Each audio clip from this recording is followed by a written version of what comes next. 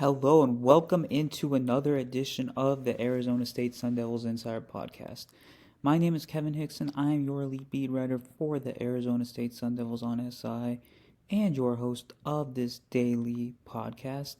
And I'm so grateful to be joining you once again on this beautiful, beautiful Sunday afternoon. And we are now over 2 weeks into the transfer portal period. The deadline to request application into the transfer portal has officially passed as of Friday night. Although there is apparently a 2 business day grace period to officially enter the paperwork. So the players that requested to enter on Friday have until Wednesday to actually see it through.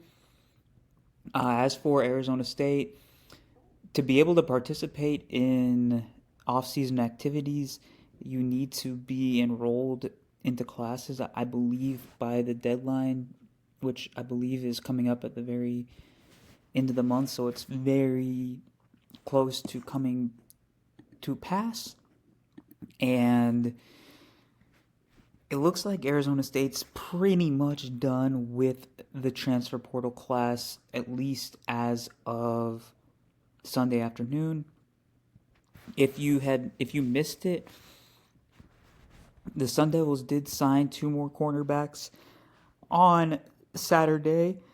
The first cornerback that they signed was Nigel Pringle, a redshirt freshman out of Houston, actually, which is ironically the home of Arizona State passing game coordinator Brian Carrington.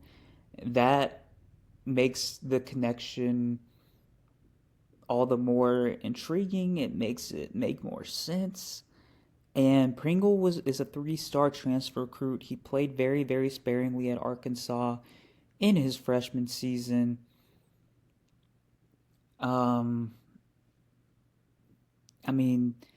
Redshirt freshman, high upside. The Texas to Tempe pipeline is continuing. There's a lot of positives to take out of this edition. It's very low risk, high reward. Now, as for Chance Rucker, he is a 3-star recruit as well, but he's on the edge of being considered a 4-star. A 3-year player at Michigan State, a native of Detroit. I believe he's only played in 14 career games due to one reason or another, but has about 6 career pass breakups, about, I believe, 1 or 2 interceptions. He's been a productive player when he's gotten on the field. They've definitely also added some real length injected some real length into the cornerback room. Keith Abney, phenomenal and all, but he was considered undersized for a boundary cornerback. Now the quarterback room looks as if it is officially beginning to shore up. It looks as if Brian Ward's defense is going to be remade this season.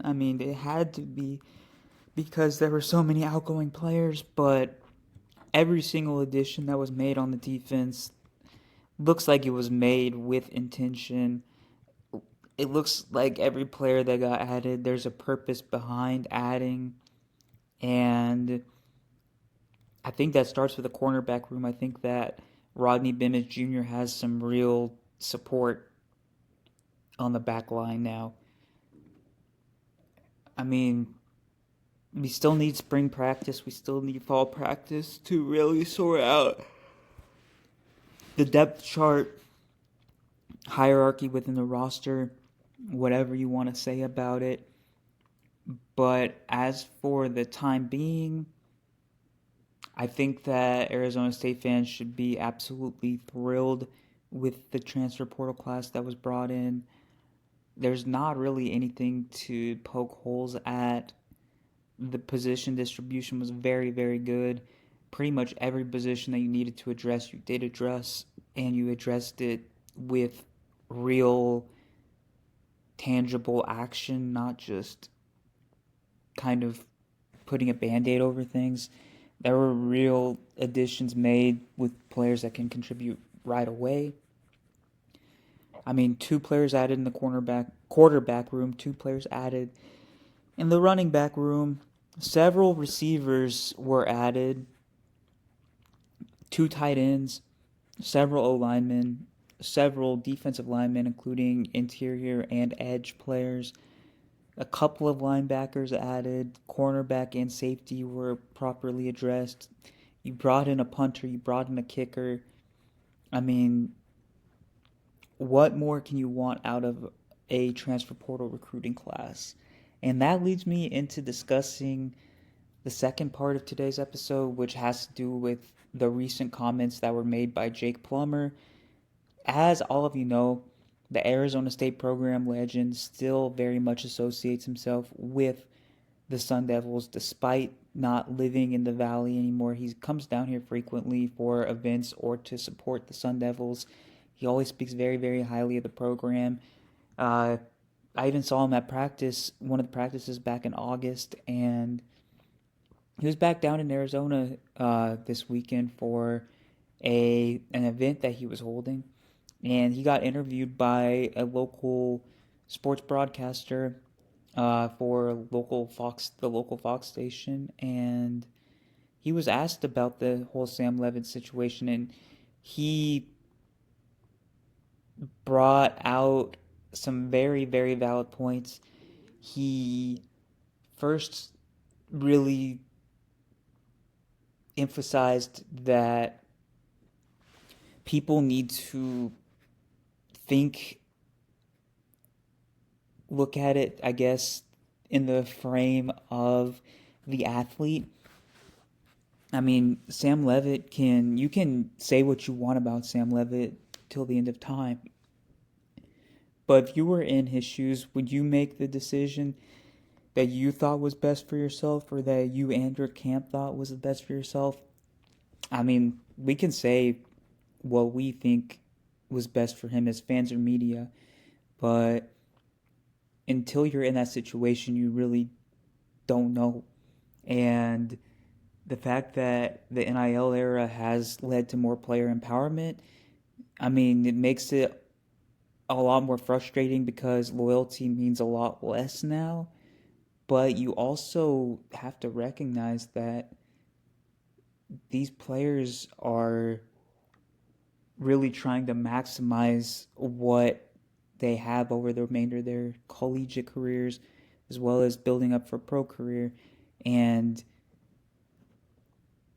if your camp looks at LSU and says that's the right place, I mean, what are you going to do? But on the flip side, he also talked about how the grass isn't always greener on the other side, and that's obviously cliche, but you see so many players transfer schools thinking that it's going to be a better opportunity for them, and it really doesn't end up being a better opportunity for them. I mean, Michael Van Buren, LSU quarterback in 2025, he transferred from Mississippi State to LSU. Now he's at USF. LSU, the grass wasn't greener there. There are some situations where it ends up being like Quinshon Judkins transferred from Ole Miss to Ohio State, won a national title, was a second-round pick. So it's not always the case that the grass isn't always greener. But you look at a player like Jake Plummer, he saw through his entire 4 years at Arizona State. There were probably opportunities for him to leave, but he decided to stay. He led a historically great Arizona State team in 1996 that almost won a national title, and he ended up being a second-round draft pick in the process. So regardless of your thoughts on Sam Levitt, regardless of the messiness of his exit, or at least what's perceived as the messiness of his exit, time will tell about all that stuff. But in terms of player personnel, it's in the rearview mirror now. Arizona State has their quarterback or quarterbacks, a very, very talented room, and I'm going to be absolutely thrilled to cover this spring. And I have faith that Kenny Dillingham knows what he's doing in this situation. The restocking of the wide receiver room gives me even more faith that this is going to work out for the Sun Devils. And Arizona State fans, just stay tuned for all the best coverage surrounding the football program over the rest of the transfer portal cycle. I will be reporting if and when Arizona State gets any new commitments over the next few weeks. Spring practices are set to begin late March, so not too long until that. But yeah, that's really all I have for today. Thank you so much for tuning in to another edition of the Sun Devils Insider Podcast. And I will see you with another episode on Monday. Thank you so much.